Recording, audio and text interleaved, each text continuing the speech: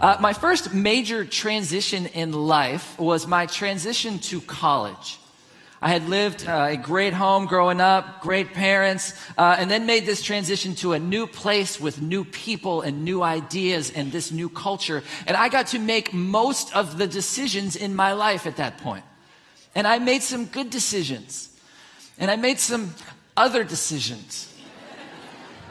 But I got to choose. I got to choose what it was that I wanted to be a part of.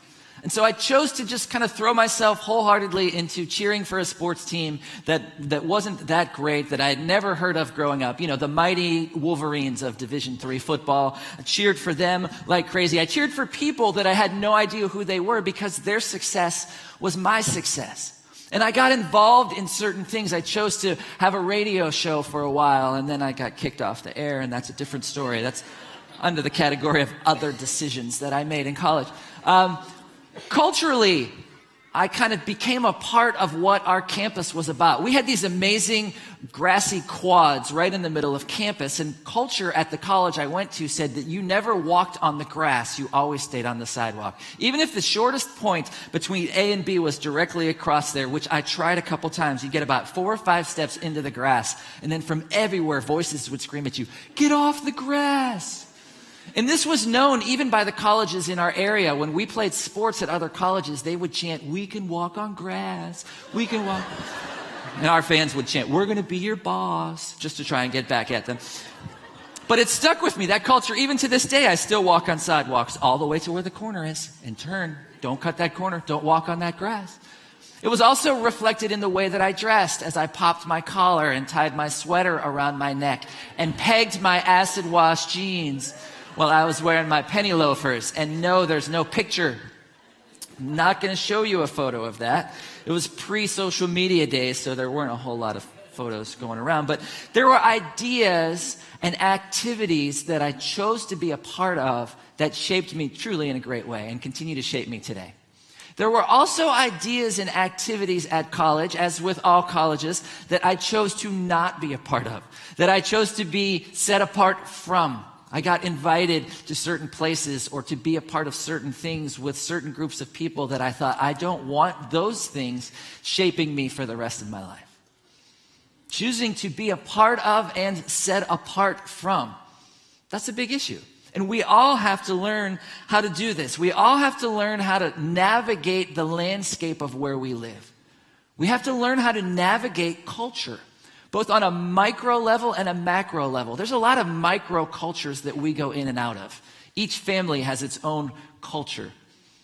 Your job, your workplace has its own culture. Your school that you go to has its own culture. And all of those micro cultures are set in the macro culture of this world and in the values of this world. And so we have to figure out what ideas and ideologies and activities that we're going to give our time to and what things that we need to stand apart from.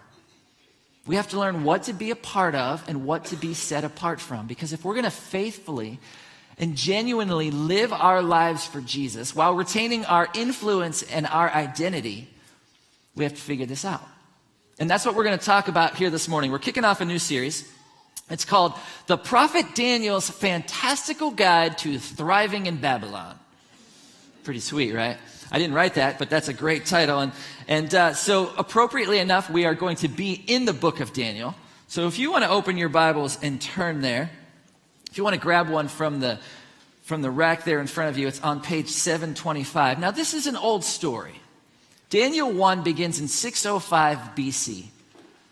But I don't want us to forget as we launch into this story that these are very real people who have very real courage and very real convictions. And this might be ancient history, but it's completely relevant to us today. And before we dive into today's story, we want to set a little bit of background, give us the backdrop of Daniel that's going to lay the groundwork for how we understand the rest of the entire book. You see, during this era, Babylon was the preeminent power in the world. They had conquered the Assyrians and set themselves up as the preeminent power, and King Nebuchadnezzar was their most powerful and well-known king. And here's a map of the region. And if you like to kind of look at this and give you a little bit of context, you can see kind of Jerusalem and Judah and that area on the left side, and Babylon, the capital city. It's Babylon empire, but the capital city, Babylon, over there, and that might give you a little perspective. Well, we want to start in Daniel chapter 1 and just get a little bit of background.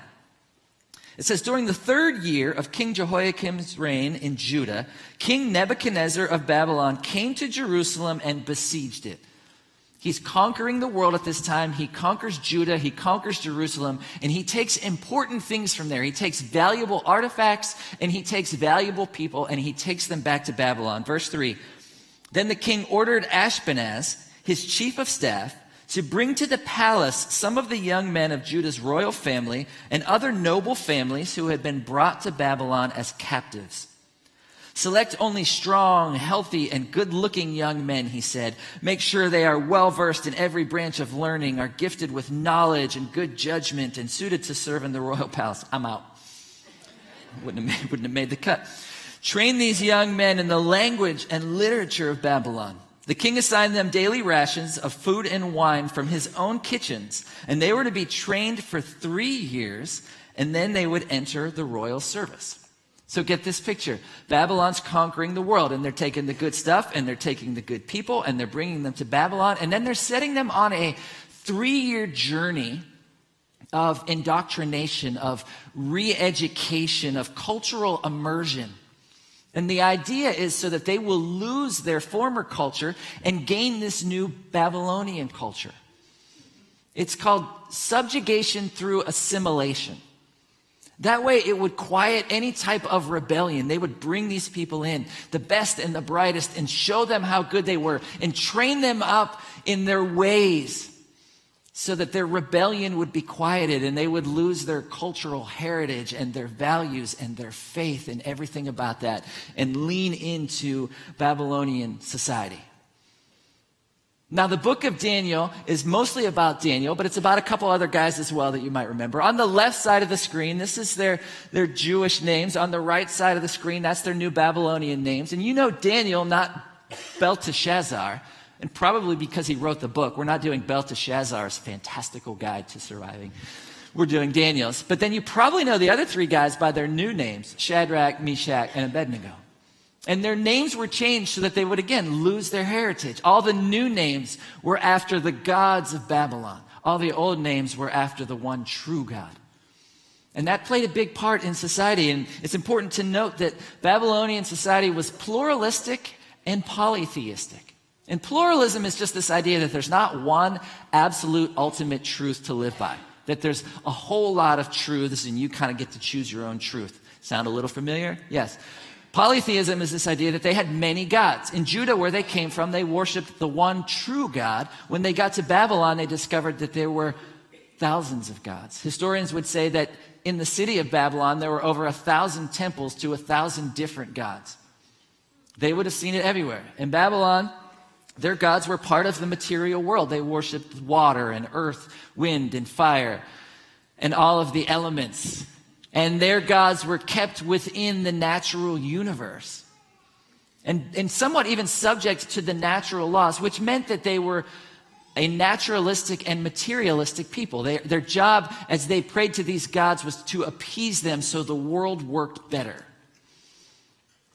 Daniel and the guys are coming in with this sense that there's one true God who exists outside of this world, who created all of this world out of nothing. And he's the one that gets to speak meaning and value into this world. And that's the context of how our story begins.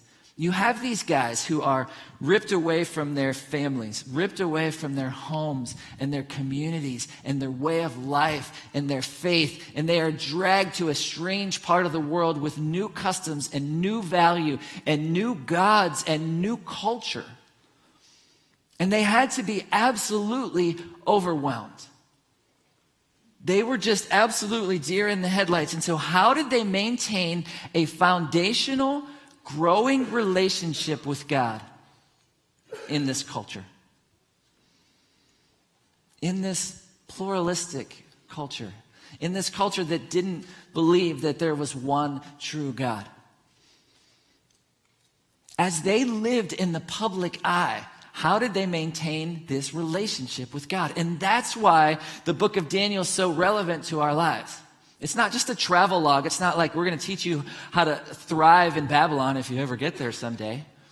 It's because this is our culture. We live in a pluralistic culture. We live in a culture that continues to push faith into the margins, where statements of absolute truth are met with increased antagonism. We continue, I believe, increasingly to live in the public eye as well through social media.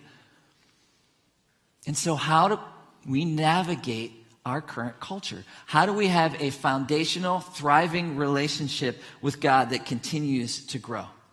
You see, I believe we can kind of slide into one or two different camps. We can kind of decide that there's one or two different ways that's right for us. The first way is the way of assimilation. How do we navigate culture? Well, we just assimilate to what culture is. And that's just what that means. It means to become a part of, to be absorbed into, to become similar to. And if you begin this process of assimilation, culture says, congratulations. Way to go. But many Christians would say that's compromise. But here's the thing. There's some good things about assimilation. There's some good things about being with people. There's some good things about it. You have influence. You get to bring grace and truth to people. But there's also some negative things about it. And some of the negatives is we run the risk of being colonized by the world if we tend to always live in this camp. We run the risk of having a pluralistic society decide what our values and beliefs are, and compromise can then become commonplace, and we can begin to lose our identity. And then on the other side of this, we can kind of take the opposite approach. We can believe that assimilation is not for us. That's not what we're called to. We're called to separation. We're called to be separate, to be apart from, to be distinct, to be detached. And if we go down this track, you know what culture says? Culture says, oh, you're narrow-minded and judgmental. But many Christians would say, yeah, this is how you live righteously. And there's some good things about this track. There's some good things about keeping your identity and not being constantly barraged in your worldview by culture. But there's some negative things about living in this camp. Some of the negatives are we lose influence. The world doesn't understand us anymore. We text PTL and they're like, please talk later, or potatoes taste lovely. I don't know exactly what it is that you're telling me right now. And we can lose the ability to have any influence and take grace and truth where it needs to be. And another danger of this idea of separation is it's not just a static position. It's not a stationary position. It's a trajectory. Separation is a trajectory that tends to take you continually away from the people that you need to be close to. And what I think we tend to think that this is how we navigate culture. Either we just assimilate to culture or we separate from culture. And it's easy to kind of stand off and pick a camp and talk about those people. Or do we come over here and we talk about those people? You know who those people are. But if we take this either or approach, we have to ask, at what cost? Neither one is good. Either we lose identity or influence. Either we're compromising or detaching. And I believe it's not an either or. It's a both and. There's a third way that we see in Daniel. And I would say that we need to be a people who are culturally connected and decidedly distinct. We need to be culturally connected. We need to be connected, and yet we need to retain our distinctness. We need to be engaged and leaning in and invested, and we need to be steadfastly different. We need to be a part of, and we need to be set apart from, retaining both influence and identity. And we need to figure out how that we live in that tension. I'm wearing a women's ministry t-shirt. I want to be culturally connected, and yet I'm decidedly distinct. That's how we need to live in this. And we see that lived out beautifully even here in chapter 1 of Daniel. And we're going to see 3 different ways that we can live. 3 different ways that we can live culturally connected and decidedly distinct. We're going to see the foundation that we need to have and how we can be this and this. And so we're going to read this story in Daniel chapter 1, starting in verse 8. It says, but Daniel was determined not to defile himself by eating the food and wine given to them by the king. He asked the chief of staff for permission not to eat these unacceptable foods. Now, God had given the chief of staff both respect and affection for Daniel, but he responded, I'm afraid of my lord the king, who has ordered that you eat this food and wine. If you become pale and thin compared to the other youths, I'm afraid the king will have me beheaded. Daniel spoke with the attendant who had been appointed by the chief of staff to look after him and the guys, and he said, please test us for 10 days on a diet of vegetables and water. Boo. Sorry. Personal commentary. Daniel said, at the end of the 10 days, see how we look compared to the other young men who are eating the king's food. Then make your decision in light of what you see. And the attendant agreed to test them. Great story. How do we remain culturally connected and decidedly distinct? I think the first thing, the foundation of it all, is being devoted to God. And I believe we see that in these four young men. When we're first introduced to them, it's through the lens of exile. It's through the lens of them being trained up in the ways of Babylon. But before their training in the ways of Babylon, there was a deeper, far more significant, far more foundational training that had taken place. And as I've sat with this story over the past week, I've marveled at how well they respond to these incredible changes in their lives. And I've marveled at the fact that there must have been an incredibly firm foundation in their lives. They were devoted to God, because there's a couple things that I looked at immediately that I think would take them sideways. First would be the questions. The questions that would run through your mind in such a scenario would have absolute ability to take you sideways. We would be asking the same questions. Why, God? Why did this happen? Why did you let me get carried away from my family? Don't you care? Aren't you the all-powerful God? Aren't we your people? And why should I suffer for the immorality, injustice, and idolatry of other people? Tough questions. Questions we ask just in smaller moments. These guys got ripped away from everything and thrown into something entirely different. I also think they would have looked around with awe at Babylon. I think Babylon at this point in time was the religious, cultural, commercial, and intellectual center of the world. Here's a picture that Abednego took with his drone over Babylon, the capital city here. But the historian Herodotus says that the walls surrounding the city were 320 feet high, 56 miles long, 80 feet thick. They used to have chariot races on the tops of the walls around the city. They had some pretty sweet hanging gardens that you've heard about probably as one of the seven wonders of the ancient world. They had a 280-foot temple to their chief god. And if you can imagine these guys from another land walking around and thinking, wow, there's power here. There's something going on in this city pretty big. This city has to have some type of foundation, both intellectually and theologically. And maybe this would have caused them to question their background. As they saw all of these temples to all of these gods in this big, amazing place with so many advancements, would they have thought that their idea of one God was archaic? They would have had questions. They would have seen what was going on around them, but somehow they came through these moments with their faith intact. They were devoted to God. And honestly, it made me want to applaud their parents. And it made me want to applaud their Sunday school teachers. And the people that faithfully served in children's church for them. And the people that took them to camp so that they could make commitments to God. There was a foundation there. Something was going on there. And for those of you in the room who pour into children and youth here at Salem Alliance, I want to say thank you. Thank you for what you do. Thank you for laying a firm foundation. For those of you that have yet to find a place in children's and youth ministry, talk to me after the service. We have room for you. Because there's going to be the stories. I think someday we'll meet Daniel and Shadrach and Meshach and Abednego. And I think maybe they'll be like, oh yeah, we had a pretty cool story. But here, I'd love to introduce you to, this is my parents. And this person, this is my Sunday school teacher from the temple. They were amazing. There's going to be all kind of stories like that. You probably don't know who Edward Kimball is.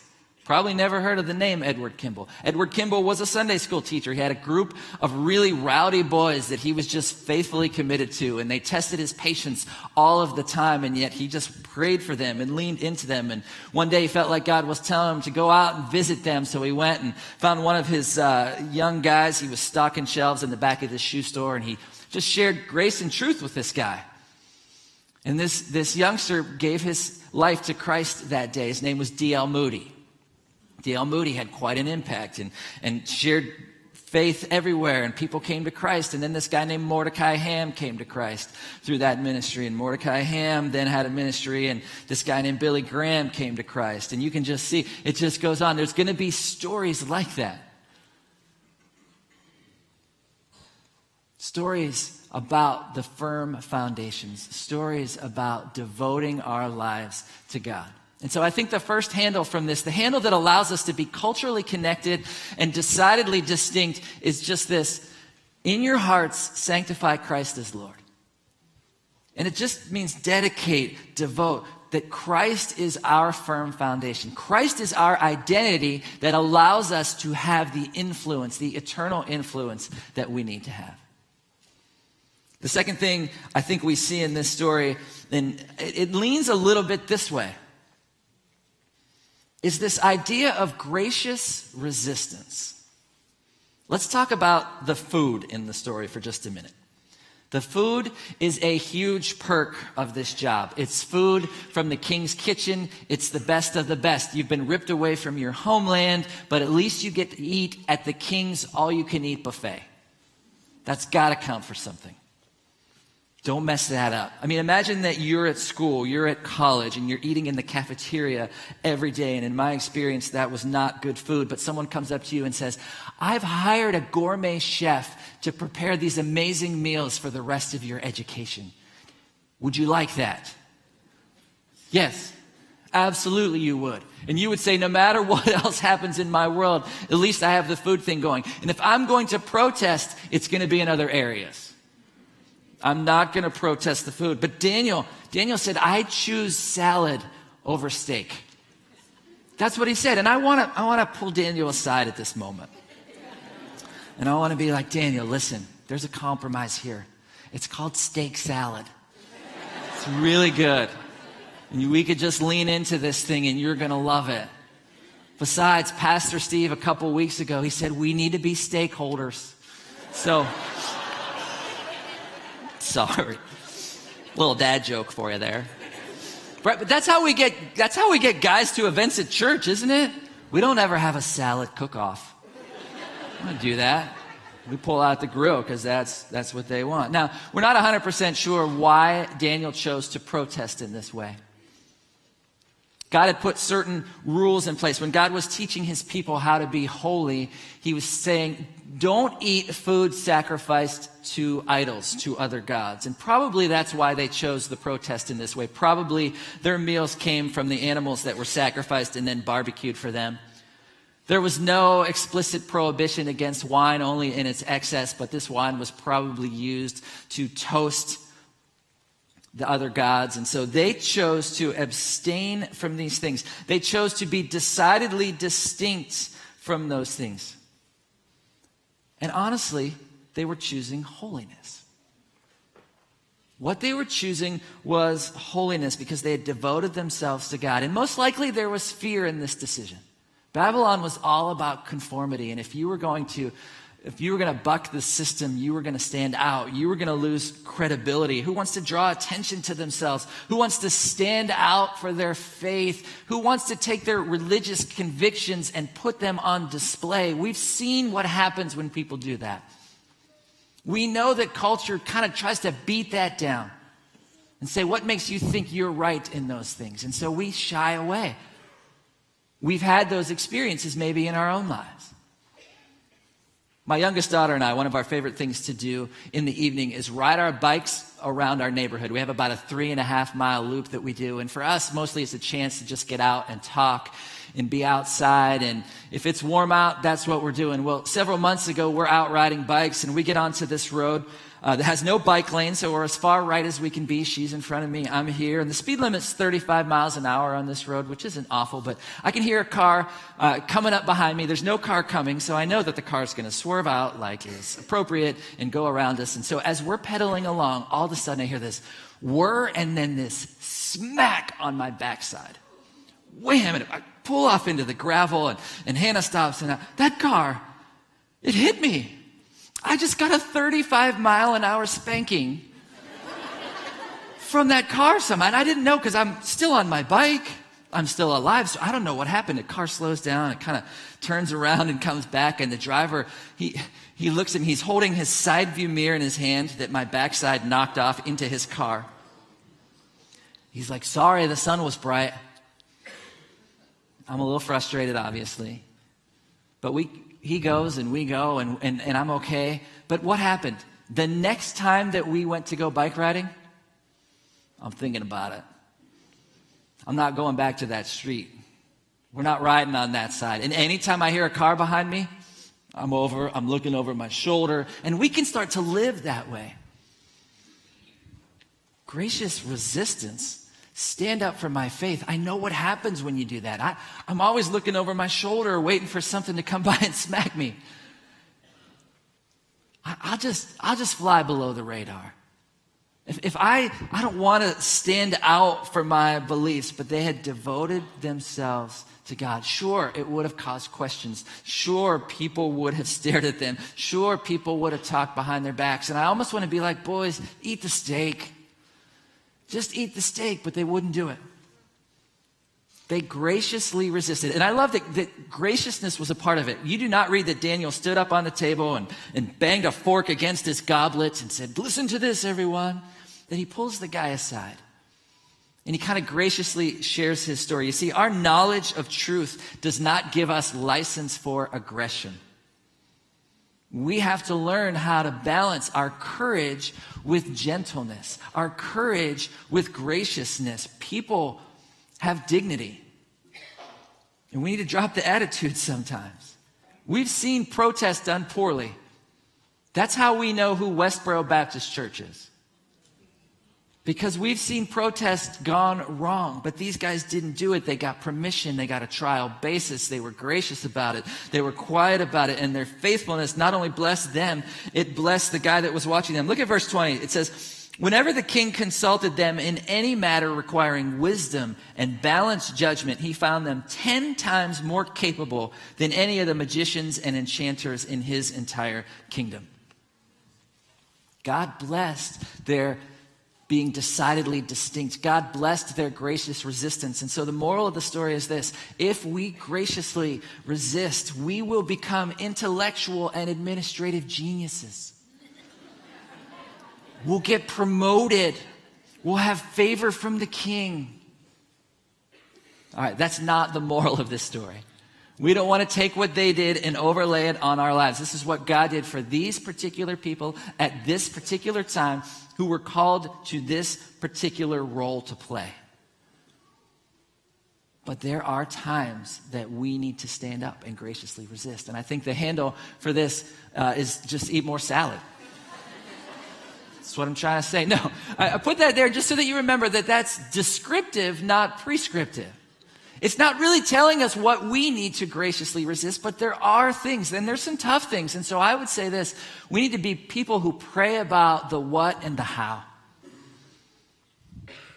God, how do you want me to stand up? How do you want me to be distinct? How do you want me to, in a way, be set apart from certain things for your name, for your glory? And then I would also add this, that there are times we will need to ask for forgiveness when we've done it wrong or are doing it wrong. And so just keep that in mind. Maybe you've stood up before and it's been in an unhealthy way. And lastly, I would say this, and this one I believe leans more towards this side, and we need to hear this as well, that we need to have a deep concern for where we live. We need to be connected to our culture. You may have heard the phrase, in the world, not of the world. And oftentimes in Christian circles, people use that phrase to go this direction, towards separation, not towards assimilation. That phrase is not written in Scripture that way. There is a general idea behind it. You find that in John 17, but what Jesus is saying is that we don't belong to the world. But he does say we're to be a part of it. As a matter of fact, in his prayer in John 17, he's praying to God on our behalf. He says, I'm not asking you to take them out of the world, but to keep them safe from the evil one. And later on he says, I am sending them into the world. That's where we are supposed to be. We need to be connected. We don't get to stand off aloof and judgmental and talk about how broken that world is. Well, that world's broken. You know why the world's broken? Because we're broken. And we've added our brokenness to the world. We're part of that broken problem. And we need to take ownership of that. And we need to be connected to that. And we need to be connected to our culture. In a passage of Scripture in Jeremiah written to these specific exiles, God is saying this: work for the peace and prosperity of the city where I sent you into exile. Pray to the Lord for it, for its welfare will determine your welfare. He didn't say, I want you to just be out of it. Separate yourselves as far as you can from your city. He says, work for your city. Work for the peace of your city. And I love that Daniel resisted, but not as an observer. He resisted as a participant in his culture. He studied hard. He leaned in. He was not trying to sabotage everything because the king was counting on him for good advice. He wasn't like, oh, that big stone wall, that's good fortification. It'd look better if it was straw. That'd be great. And maybe you're spending your money in the wrong places. You know, when Apple comes out, don't invest in Apple. You need Enron. Anyway, he was not doing that. He's not trying to sabotage his community. He was working for his city. Salem needs us to be connected. If Salem is going to be a city at peace with God, we need to be culturally connected. And so I would say, what is it that we are doing to serve our neighborhood? What is it that we are doing to serve our city? And maybe you have this conversation with your family. What's something that we can do so that our area can be at peace with God? You see, exile is the human condition. We're all exiles. We're all waiting to get home. But while we're here, we need to be culturally connected and decidedly distinct. We need to be devoted to God as the foundation. There are times we graciously resist, and at all times, we have a deep concern for where we live. Would you pray with me? Jesus, thanks for this story. Thank you for your word. Thank you for what it says about courage and conviction in the lives of these guys. And I just want to pray that over us this morning. I just pray your courage over this place. Give us the courage to live as we should live, fully devoted to you. God, give us wisdom and discernment about the what and how of resisting graciously. And God, give us just a passion and a desire to serve our city. We love you, Jesus, and it's in your name that we pray.